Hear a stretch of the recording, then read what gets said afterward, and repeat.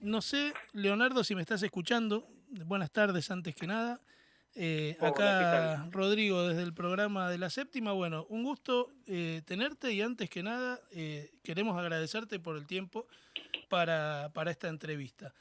Em, Se los presento a toda la audiencia. Leonardo Gentile nació en Buenos Aires en el año 1969. Estudió magisterio, ciencias de la comunicación, periodismo y artes de la escritura. También fue maestro en escuelas semirurales y trabajó como periodista en los diarios El Cronista y Perfil, en las revistas Information Technology, Apertura y Newsweek, y en los portales de internet elsitio.com, Terra y en el noticiero de Telefe. Pero Leonardo está hoy hablando con nosotros por su primer libro, que fue editado en el año 2023, que se titula Satán de los Esteros, ¿sí? Y que trata, como decíamos en el bloque anterior, de lo que es considerado o lo que fue caratulado por la justicia argentina como el primer crimen ritual reconocido oficialmente. Dicho esto, Leonardo, nuevamente bienvenido. Y bueno, te vamos a hacer muchas preguntas, ¿sí? Eso, Bueno, eso seguro, lo eso que seguro. quieran. En principio, primero la verdad que quería reconocerte o quería decirte personalmente que el libro está espectacular, muy bien, muy bien redactado, muy bien contado todo, muy bien narrado el proceso de la investigación que vos tuviste sobre este caso y cómo lo vas desatando de a poco, ¿sí? Hasta llegar, no voy a spoiler nada, ¿sí? Pero hasta llegar a la resolución de tu investigación. Así que primero quería, más que nada, transmitirte, la verdad, me gustó muchísimo el libro y lo leí muy rápido porque es más que atrapante. eh, y me hace preguntarte de inmediato una primera cuestión, ¿sí? Que es, pensemos también para toda la audiencia que el libro se centra en el crimen de Ramoncito González, que es un chico que en la madrugada del 8 de octubre del año 2006 aparece muerto en la ciudad de Mercedes, en Corrientes. Vos estuviste en Mercedes y mi pregunta es, en este sentido, ¿qué te pasó a vos al empezar a estudiar, a empezar a investigar este caso? Bueno, hola, gracias por el llamado, por la entrevista y gracias a la audiencia también. Gracias por lo que dijiste recién sobre el libro. Eh, yo cuando empecé a investigar este caso, eh, bueno, tuve un sacudón muy fuerte porque la verdad es que yo estaba investigando otro tema. Quería escribir un libro de un tema que tenía que ver con la magia y las mujeres. Y una compañera del noticiero me contó en ese momento que en Mercedes había dos mujeres que estaban detenidas por haber matado o realizado un crimen ritual para ofrendar a un chico. A mí me pareció que eso era mentira, que seguramente les habían armado una causa y no podía ser cierto en el año 2006. Eh, Empecé a investigar un poco qué pasaba allá en Mercedes desde Buenos Aires. Empecé a hablar con algunas personas que habían trabajado eh, con el caso, desde Buenos Aires también, hasta que la verdad que me decidí a viajar. Y sobre todo cuando viajé me di cuenta que primero había fundamento jurídico como para vincular a esas dos mujeres con el asesinato de este nene, que la justicia y algunos peritos que trabajaban en el caso lo consideraban seriamente un crimen ritual. Y, y bueno, ahí empecé a ingresar en un mundo que la verdad no esperaba encontrarme. Fue como un viaje del que no tenía pasaje de vuelta. eh, y realmente me llevó a comprometerme con el caso para contarlo más allá de lo que yo pensaba en un momento, porque yo pensaba escribir un relato breve y algunas notas para algunos medios gráficos en los que trabajaba en ese momento, además de trabajar en el noticiero. Y, y bueno, ahí me fui decidiendo de a poco a dedicarle más tiempo, más trabajo y a escribir algo más extenso que terminó en la novela, eh, que vos conocés. Bien, y en este sentido es bastante complejo, bastante entramado poder desatar de alguna forma o poder tomar algún hilo de investigación por la complejidad del caso. ¿Cuáles son los distintos las distintas dimensiones analíticas que es necesario considerar dentro de la densidad que tiene esta investigación? O sea, ¿qué aspectos podemos llegar a encontrar involucrados en esta cuestión, en este crimen? Sí, a mí me atrajo sobre todo por la dimensión antropológica. Lo que tenía de diferente este caso policial a miles de casos que conocemos, que vemos en noticieros y en diferentes medios, es que trabajó como perito un antropólogo social. Los antropólogos sociales, vos sabés que son los que estudian las costumbres de la gente, la cultura entendida como el día a día, lo que hace a la forma de pensar y de hacer de las personas. Nosotros estamos acostumbrados en general a ver que en muchos casos policiales trabajan antropólogos físicos. Los más conocidos son las investigaciones que se hacen de cuerpos de desaparecidos de la última dictadura cívico-militar.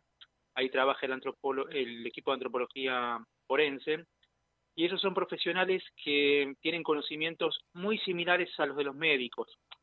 Entonces, el aporte que hacen a la justicia es poder identificar restos humanos a partir de rasgos genéticos o a través de medidas de los huesos o de alguna otra parte que puedan encontrar y garantizar que esos restos humanos pertenezcan a una persona en particular.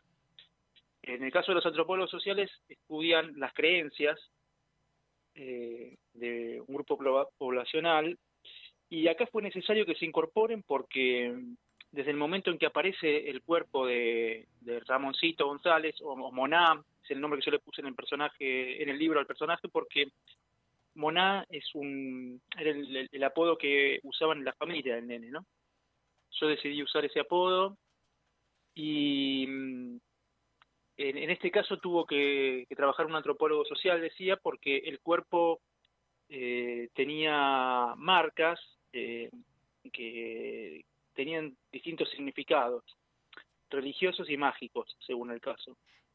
Y para poder entender a qué respondían esas marcas que tenía el cuerpo, para poder entender por qué se dispuso el cuerpo del nene en un lugar determinado de la ciudad de Mercedes, y por qué la forma en que el nene fue asesinado respondía a ciertos significados, fue necesario que intervenga alguien con conocimientos de religiones comparadas, de creencias populares correntinas y de creencias mágicas en general, sobre todo europeas. Claro. Entonces, por eso es que, digamos, esa es una dimensión para mí muy importante. Después también en el libro se analiza la dimensión política del caso y también yo creo que la dimensión sociológica. Dicho todo esto, no es un libro, no es un tratado forense, sino que es una novela. Claro.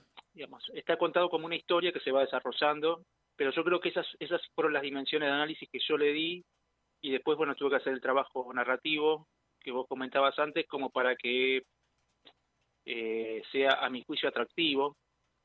A mí hay algo que me preocupó desde el primer momento, que fue que el libro no tuviese el formato tradicional de los libros de investigación periodística. A mí me gusta mucho leer ese tipo de libros y también mucha literatura.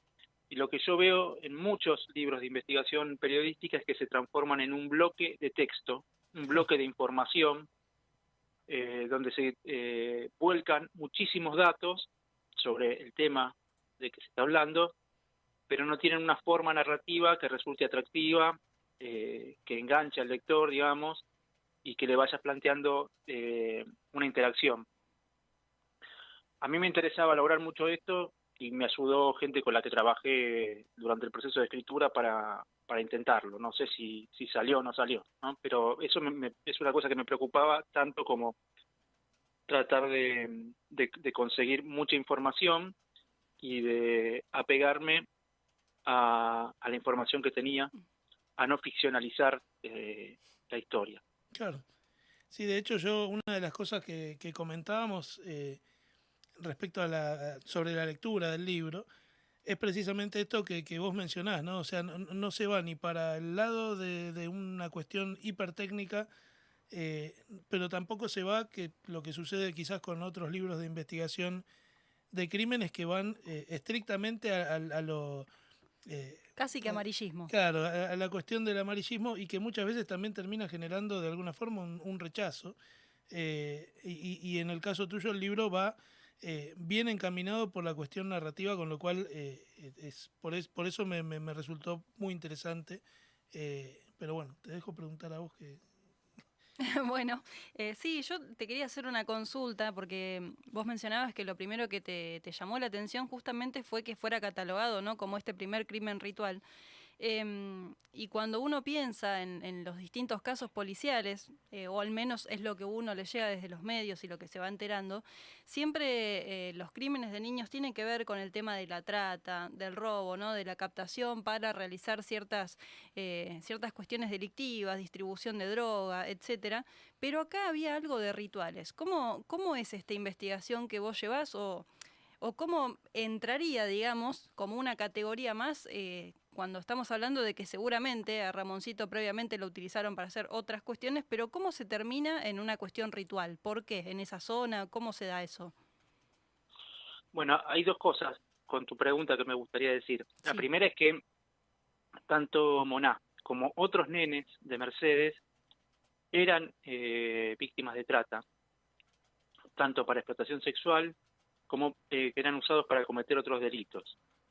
Cuando hablo de otros delitos estoy hablando de narcotráfico, sabemos que distribuía droga en la ciudad de Mercedes, sabemos también que algunos eran usados para cortar la droga, algunos nenes, y incluso hubo una testigo que habló de que los usaban para bajar armas de una avioneta a unas camionetas en un campo.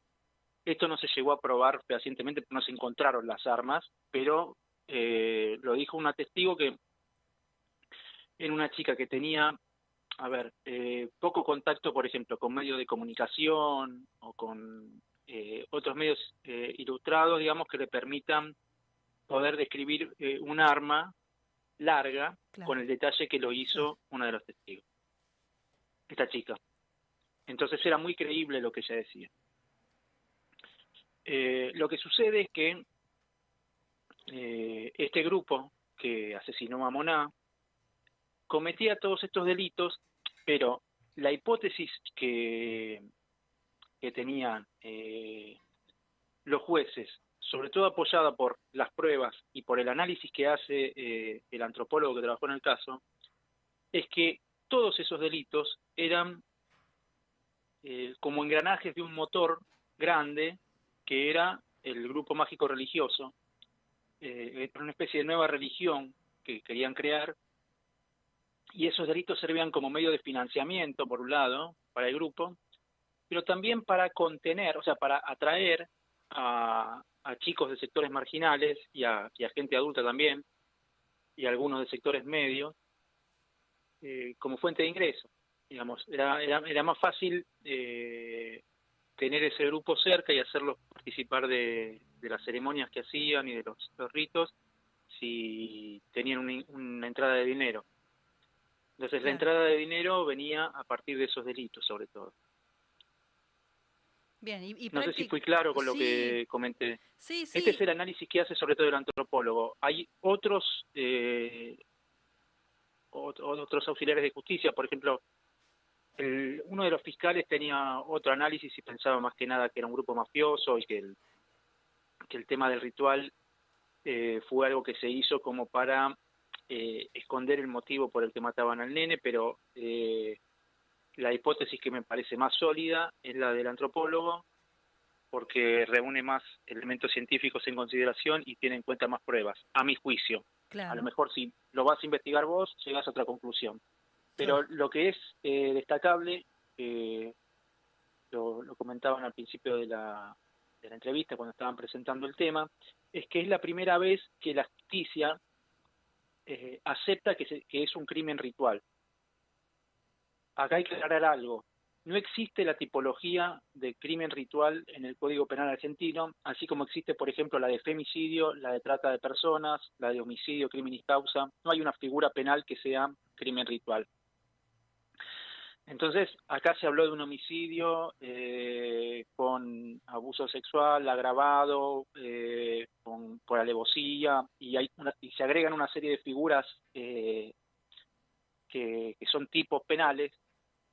Sin embargo, en los fundamentos de la causa dice claramente que fue un grupo basado en creencias mágico-religiosas y que el crimen se hizo en carácter de ofrenda y fue un crimen ritual. No sé si se entiende la diferencia, Sí. digo, porque parece un tecnicismo, pero por ahí es importante marcarlo, porque además hay otra cuestión que es muy común cuando hay algún crimen y la víctima era, por ejemplo, conocido de un payumbanda, que se ve en los medios crimen ritual. Bueno, no es tan sencillo. Claro.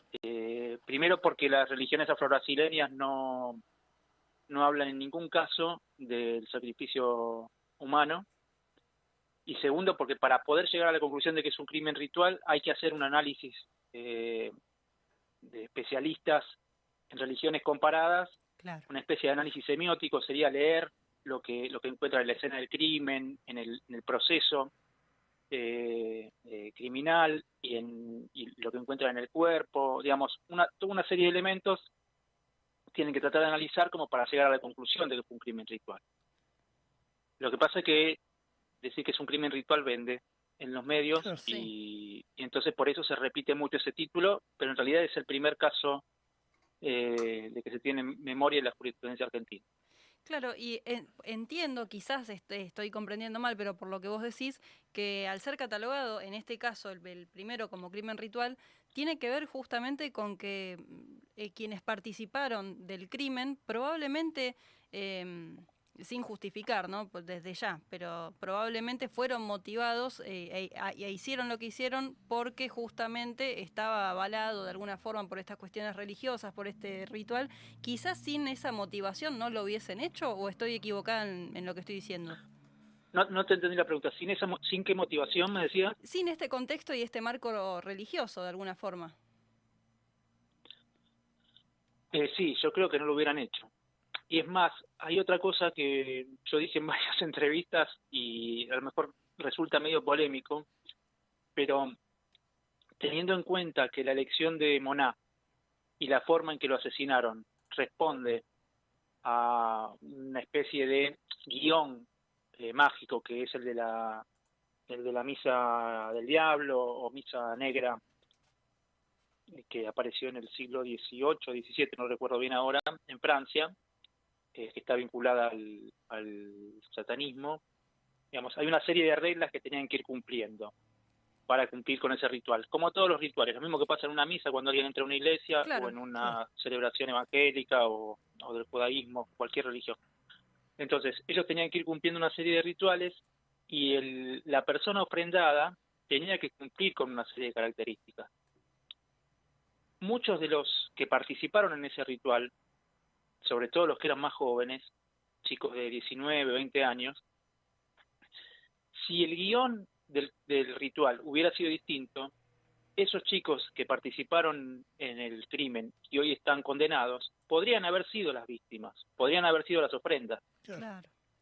Porque la estructura de este grupo era casi piramidal, yo diría, o piramidal del todo, porque hay algo que no está probado, la cúpula del grupo, y estos chicos pertenecían al sector más bajo, a la base de la pirámide. Había mandos medios, digamos, y había dirigentes, que son los que no fueron identificados por la justicia, aunque hubo sospechosos, y hubo varias irregularidades en la investigación de los líderes. Pero ese es otro tema. Pero lo que digo es, todos los que estaban abajo podían ocupar un lugar de ser ofrenda o ser partícipes de una ceremonia para ellos, Claro. de un rito. les tocó ser partícipes, pero a lo mejor en una ceremonia próxima les tocaba el lugar de víctima. Y ahí, Leonardo, yo escuchándote hablar, eh, hay un paralelismo que no puedo evitar mencionar y que es eh, cuando uno estudia, por ejemplo, cuestiones que tienen que ver con los levantamientos árabes del año 2010 y el resurgimiento de alguna forma de lo que son los fundamentalismos islámicos, uno lo que aprecia es cómo estos movimientos de alguna forma cooptan personas eh, a partir de dos cuestiones. El vacío que deja el Estado en cuestiones de lo que debería proveer y por otro lado aprovechándose de la necesidad de estas personas que tienen de estar de alguna manera involucrados dentro del sistema capitalista entendido como consumo. O sea, la necesidad de tener plata y la necesidad de disponer eh, de algunos derechos que de otra forma no podrían gozar. Y si uno traslada de este caso de la primavera árabe hacia lo que serían este tipo de organizaciones, me resulta inevitable pensar en que puede haber un factor común que vos lo mencionaste, que es el tema de las clases bajas y de alguna forma la necesidad de buscar el progreso por formas no tradicionales. ¿Puede ser así? Bueno, hay dos cosas. Sí, tiene que ver con esto de ocupar un lugar que no ocupa otras instituciones, como el Estado. Tiene que ver con la búsqueda de progreso de maneras no lícitas. En eso coincido con vos. Y lo otro, bueno, yo creo que tiene que ver con algunos grupos fundamentalistas, ya sean vinculados a la religión musulmana o a otras, no solamente a las árabes, ¿no? Hay grupos vinculados al judaísmo o al cristianismo que también cooptan a la gente de esa manera. Claro. Incluso acá hay un elemento que es bastante interesante. Yo a lo mejor no lo eso me parece que es algo que no desarrollé demasiado en el libro, porque también hay cosas que uno va reflexionando después, y es que hubo, mientras investigaba el caso, mientras aparecían algunas pistas, como ciertos prejuicios que vinculaban el crimen a, como te decía antes, o a religiones afro-brasileñas, o a creencias populares guaraníes y correntinas. ¿Por qué? Porque el grupo que cometió el crimen tomaba elementos de distintas creencias. Entre ellos, por ejemplo, había algunas prácticas que eran parecidas al Quimbanda. Había muchos que eran devotos de San la Muerte. Sin embargo, lo que, digamos, esas dos creencias que yo te mencioné recién, en ninguna parte, ni en el, digamos, ni en ninguna oración, ni en ningún grupo que sea seguidor de esas prácticas religiosas, se escucha hablar de que propugnen las ofrendas humanas, el sacrificio humano. Sin embargo, fueron las más señaladas. Si vos, por ejemplo, hoy buscas notas en el diario Clarín, se sigue hablando de que fue un rito quimbanda, cuando está probado que no lo fue. Claro. Fueron las más, se habla mucho de que fueron las señaladas como responsables de este crimen. Yo creo que un poco por prejuicio y por una cuestión clasista de apuntar a las creencias populares, de estigmatizarlas. Lo que acá derivó en el asesinato del nene y en ofrecerlo al nene como algo para obtener un beneficio, tiene que ver con una creencia europea y ligada al cristianismo, por oposición al cristianismo, como es la misa negra o misa del diablo. Como te decía antes, nace en contraposición al catolicismo. Yo creo que ahí hubo mucho prejuicio en un momento, e incluso se estigmatizó a mucha gente de Corrientes que tiene las creencias que te comentaba antes, ¿no? Porque lo que tiene particularmente la zona de Mercedes, que es una ciudad donde, según los antropólogos y los que estudian las creencias populares, es una ciudad donde el misticismo flota en el aire. O sea, todo el mundo tiene alguna forma de religiosidad popular muy arraigada y la practica. También se ve en otros lugares de la provincia, como por ejemplo en la zona cercana a Goya, ahora donde está sucediendo esto, el caso Loa, está la investigación muy presente, Sí. Y otras partes de la provincia, pero sobre todo en el sur, cercano a Mercedes. Entonces, eso también de alguna manera permite que quien quiere manipular ciertas creencias para obtener un rédito, como pasó en el caso del crimen de Moná, se encuentre con un terreno más fértil y con gente más receptiva a ese tipo de propuestas. Claro. Sí, y yo te quería consultar, vos ahora justo mencionaste al crimen, el caso de Loan actualmente, que está en todos los medios y está en líneas de investigación abiertas todavía. Y te quería consultar, ¿qué líneas de contacto, por así decir, no se pueden identificar, si es que hubiera, ¿no? entre este caso que trabajás en el libro y el caso actual de Loan? ¿Podés identificar algo? ¿Hay puntos en común para tener en cuenta o todavía está muy, muy cruda la situación?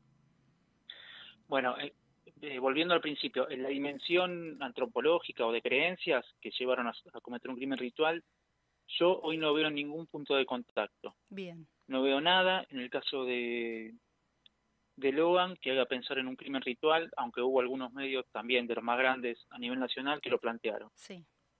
Lo que yo veo como un paralelismo y con muchos personajes que están en mi libro, que están presentes en torno al caso Logan, es la cuestión del encubrimiento judicial o político en torno al caso. Sí, de hecho se repiten figuras políticas, ¿no? En ambos casos. Sí, te doy un ejemplo. Mira, cuando se estaba investigando el crimen de Moná, había una brigada policial que había trabajado con bastantes buenos resultados para encontrar al grupo ejecutor, a los autores materiales del crimen, a los que trabajaron directamente en el ritual, ¿no? Que sería la parte más baja de la organización.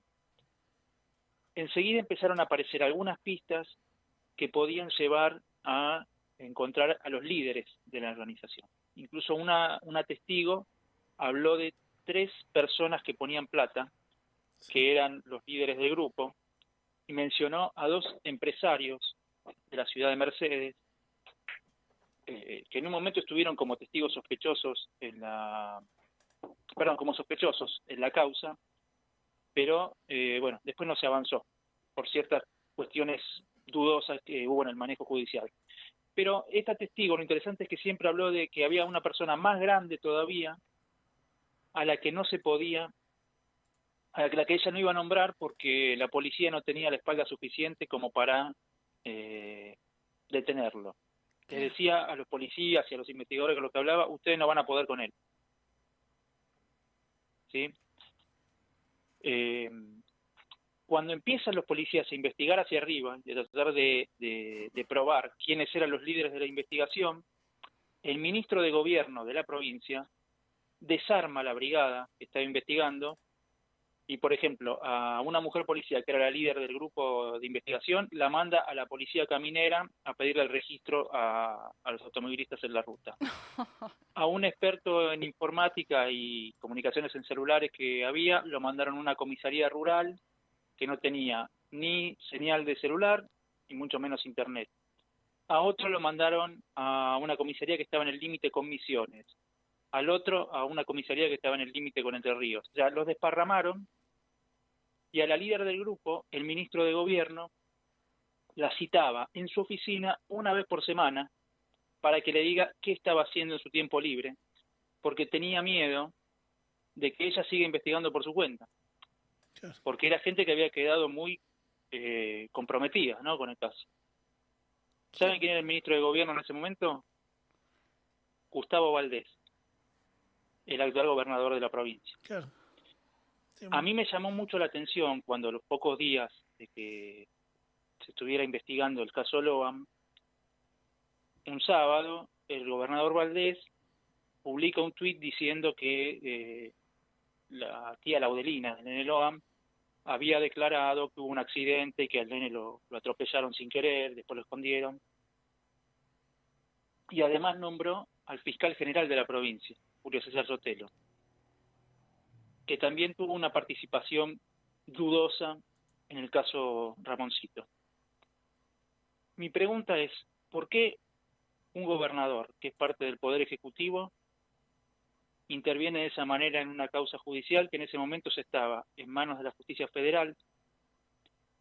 No tiene por qué intervenir en la investigación. Después se supo además que la llevaron a esta mujer un abogado que era amigo de él y un senador un senador provincial amigo del gobernador, la llevaron desde Goya a Corrientes para que declare en Corrientes en lugar de hacerlo en el juzgado de Goya, donde podría haberlo hecho.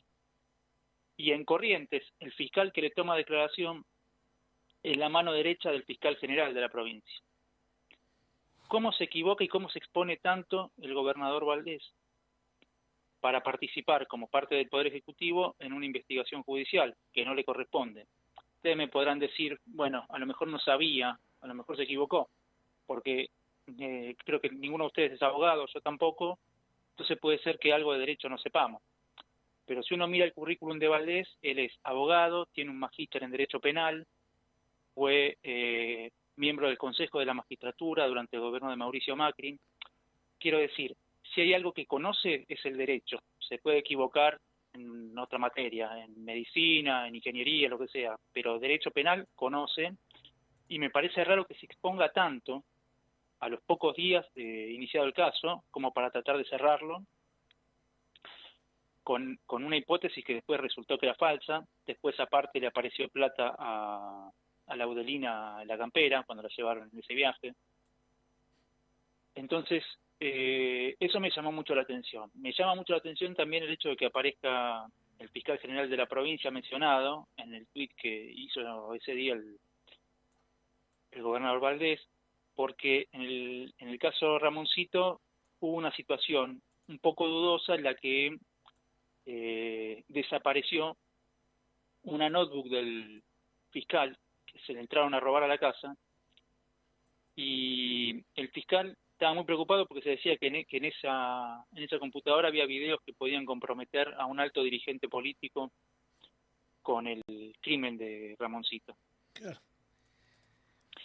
Ahí yo veo paralelismos, la cuestión del encubrimiento político y digamos y de la relación espuria entre la política y la justicia provincial. ¿Sí? Sí, de hecho, en un pasaje del libro, vos retomando el caso de Moná, vos incluso mencionás o haces referencia a cómo hasta se manipulaba la dispersión de los medios impresos. Sí. De cómo algunos diarios con ciertos titulares eran comprados todos ahí en la misma, antes de ser descargados en la estación. Sí, me pasó yo en el momento en que salió en el diario Perfil, donde yo colaboraba en aquel momento, salió una nota bastante desarrollada, a doble página, como nota principal de policiales, sobre el resultado del primer juicio del caso, un domingo. Y bueno, la gente con la que yo hablaba en Corrientes tenía cierta expectativa por verlo. Y cuando ellos lo quisieron ir a comprar, no lo conseguían en ningún lado. Así fueron a varios kioscos hasta que uno le dijo, no, pero ¿por qué lo están buscando? Y bueno, cuando le cuentan, dicen, no, pero a lo mejor lo compraron todos los ejemplares que llegan a la provincia en el aeropuerto, claro, para que no se distribuya y no se conozca no se sepa que se le dio tanta importancia a una cuestión provincial. Total, es un buen negocio para el distribuidor de diario porque sabe que vende todo en el momento, claro, y es buen negocio para el que quiere tapar algo. Claro.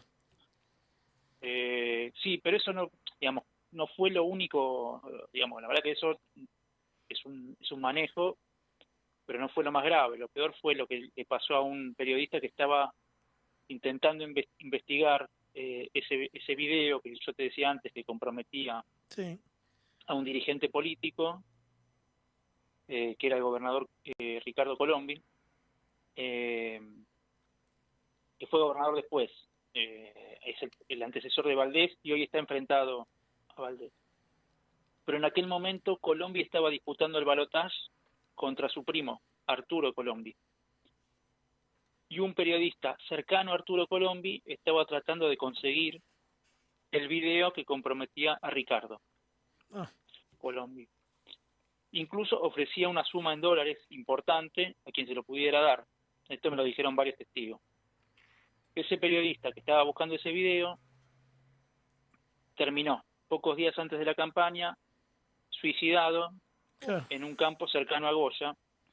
Y una cosa que no dice en el libro, porque yo me enteré después, es que el suicidio no fue de un disparo, sino de 2 disparos. Raro.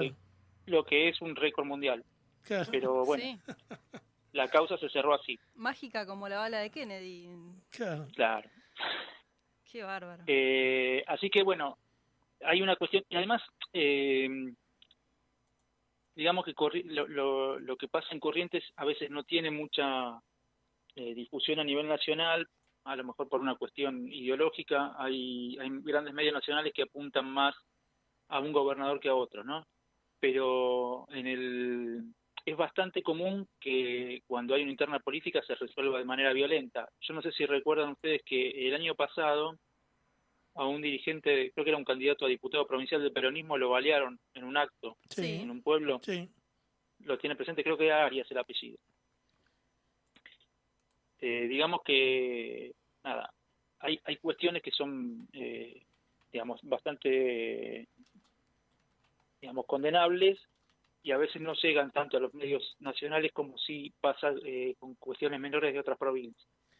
Claro, lo cual de alguna forma, no digo que sea formalmente esto, pero que de alguna forma refuerza esta idea del concepto de cuestiones feudales o manejos de estilo feudal de alguna manera.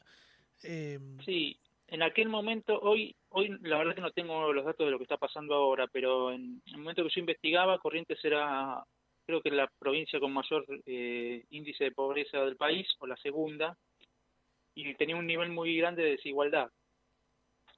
Y la desigualdad, digamos, por un lado es económica, pero justo hace poquito recordaba otro caso policial que dejó muy patente la desigualdad que tiene que ver con la búsqueda que se está haciendo hoy del caso Logan. Creo que van 43 días de búsqueda de Logan y no aparece, o 42. Entonces uno puede pensar que la policía de la provincia, la justicia de la provincia no están preparados para hacer este tipo de investigaciones y no pueden buscarlo.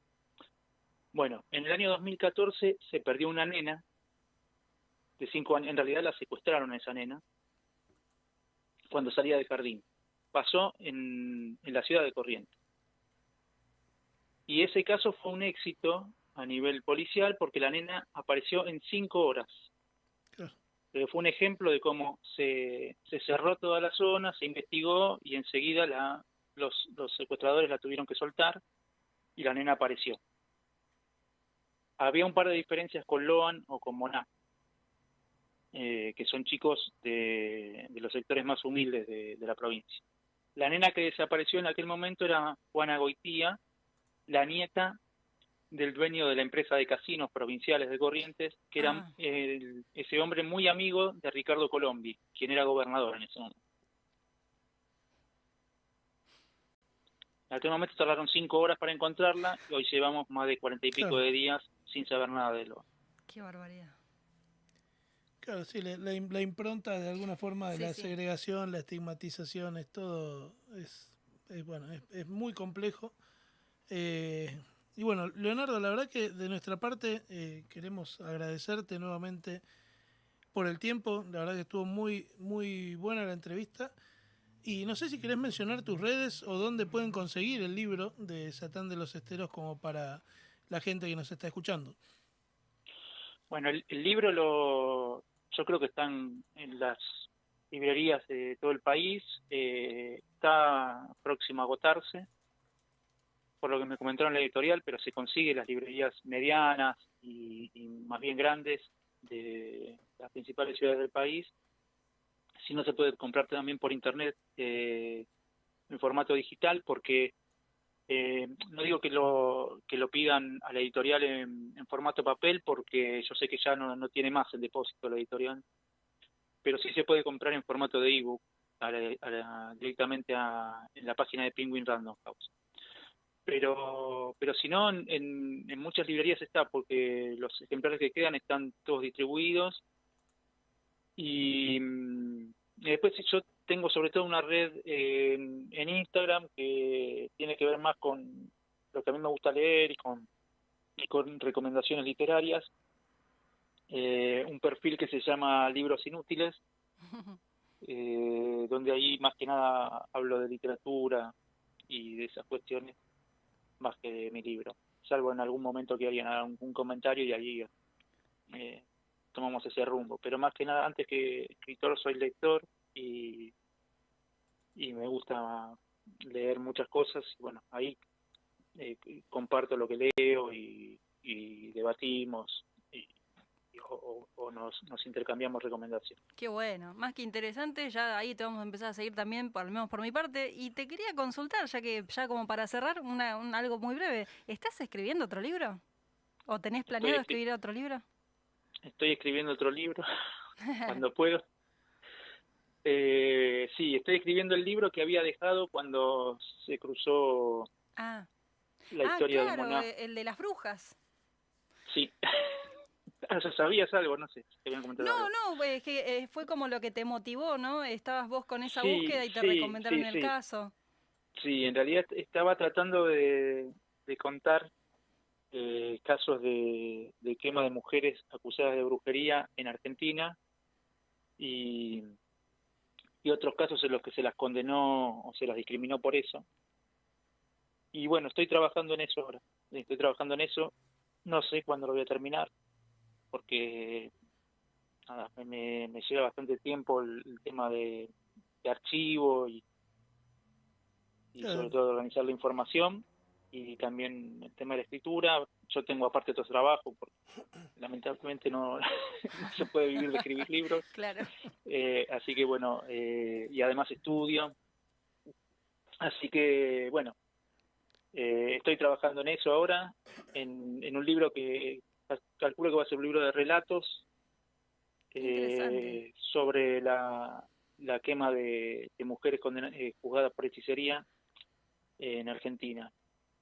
Que es un tema que pocos conocen que sucedió, pero hay muchos casos, y yo me estoy manejando solo con lo que está documentado, ¿no? Digo, no es un libro de ficción, ¿no? Claro, que son claro. casos que pasaron. Bien, entonces para ese momento nosotros vivimos en Cinco Saltos, la que es conocida como la ciudad de las brujas, así que para ese momento sí. te invitaremos a que nos cuentes algo. Bueno, cómo no. Encantado. Así que bueno, Leonardo, muchas gracias nuevamente por tu tiempo y bueno, fue un placer escucharte. Invitamos a todos a que busquen el perfil de Instagram Libros Inútiles y que bueno, que lean Satán de los Esteros, que la verdad que es una investigación muy, muy bien realizada. Así que bueno, Alejandro, un gusto y nos estamos viendo. Un gusto enorme, nos vemos. Muchas gracias por la charla, me sentí muy cómodo y fue muy interesante. Gracias, me alegro que así sea. Un saludo a todos. Hasta luego. Bien, ahí estábamos con Leonardo Gentile, autor de Satán de los Esteros, este libro que cuenta la investigación que él llevó a cabo sobre un crimen que es considerado, como dijimos, o caratulado como el primer crimen ritual